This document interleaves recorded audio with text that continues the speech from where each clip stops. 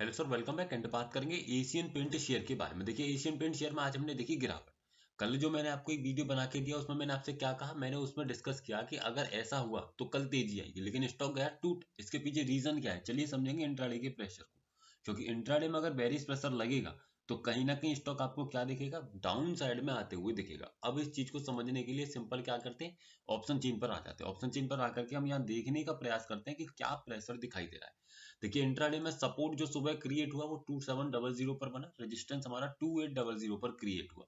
तो ऐसे केस में एक रेंज तय हुई 270 से 2800 से 2700 की, यानी कि 2700 से 2800 की स्टॉक के अंदर रेंज हुई। लेकिन साथ ही साथ रेजिस्टेंस क्या कर रहा है, सपोर्ट क्या कर रहा है, एक बुलिश प्रेशर क्रिएट कर रहा है। अब जब सपोर्ट बुलिश प्रेशर क्रिएट करते हुए आपको दिखाई दे रहा है, तो ऐसे केस में मेरी रिस्की बाइंग कहां से होगी, जिस स्ट्राइक प्राइस पर मेरा support bearish pressure bullish pressure create कर रहा है।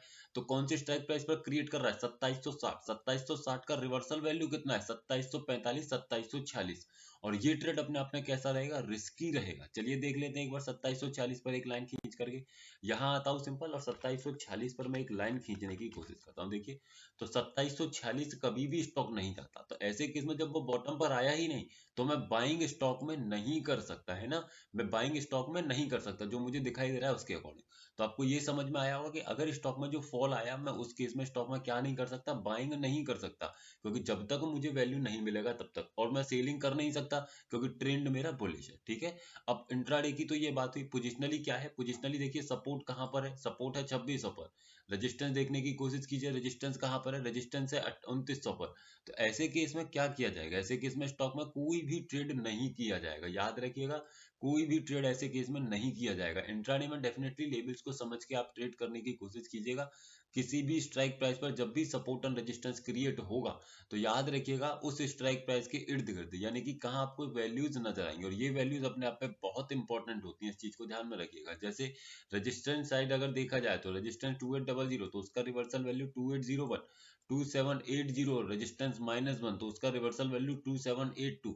यानी कि ये वैल्यू अपने आप में बहुत अहमियत रखती है। जब भी इन लेवल्स पर आएगा तो वहां से स्टॉक रिवर्स लेने की क्षमता रखता है ना।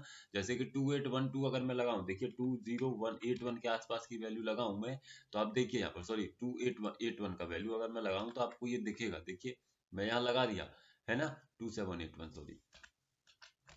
देखिए, अब यहाँ पर देखिए, ये आपको दिखेगा कि जब इस वैल्यू पर आया तो उसने इसको रोका, स्टक किया और फिर नीचे की तरफ धकेल दिया।